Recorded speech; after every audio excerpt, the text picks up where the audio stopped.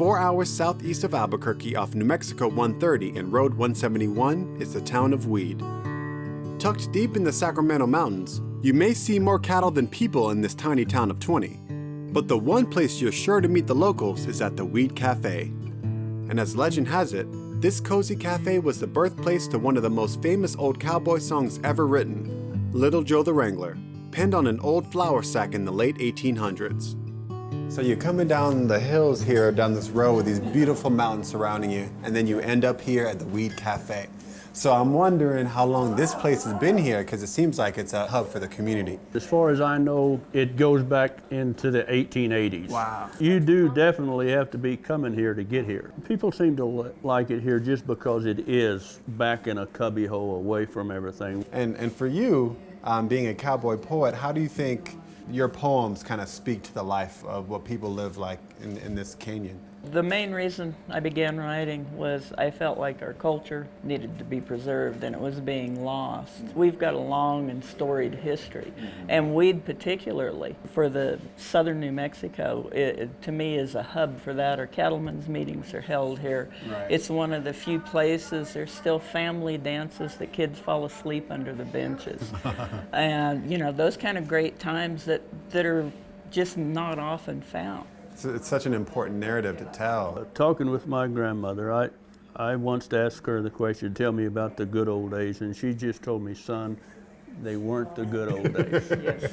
If they didn't farm, they didn't eat. Wow. That wasn't an easy life. No. But we do have a genuine love for the country and for the culture that we've inherited. And to me, there's nothing better than a ranch life. It's hard work and long hours, and it supplies food. Right. Everybody's a stakeholder. We don't want to lose that. I was going to ask you if you had any poetry that you could read or recite that can kind of speak to that. So this poem is called The Cow Country Code.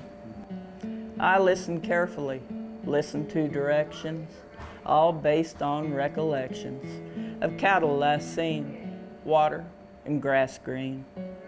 His face was lined from a lifetime of counting every nickel and dime, worries and cares, hopes and prayers. Drought had fallen heavy on the land, grass replaced by piles of sand. We prowled around, proud for his cows, swore to ourselves renewed vows of helping neighbors and our free labor. Cattle were gathered and sorted, numbers tallied and reported. We figured the amount, he was given the count. His old hand shook as the paper curled that gave a dollar amount to his world. That tally he held with quiet pride, was one time we all lied. We padded the count, added to the amount.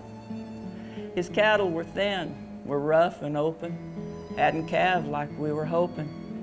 We added a few hours, and he never knew. It was our raised to do right. The old days of black and white, no question of gray, only one right way. We rode hard and long that day, for something more valued than pay, a time-honored code.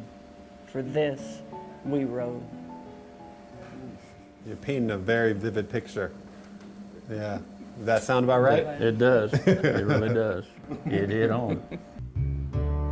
Now that I'd heard some poetry inspired by these parts, it was time for the music written here. Little Joe the Wrangler will wrangle nevermore. His days with the remuda, they're all done.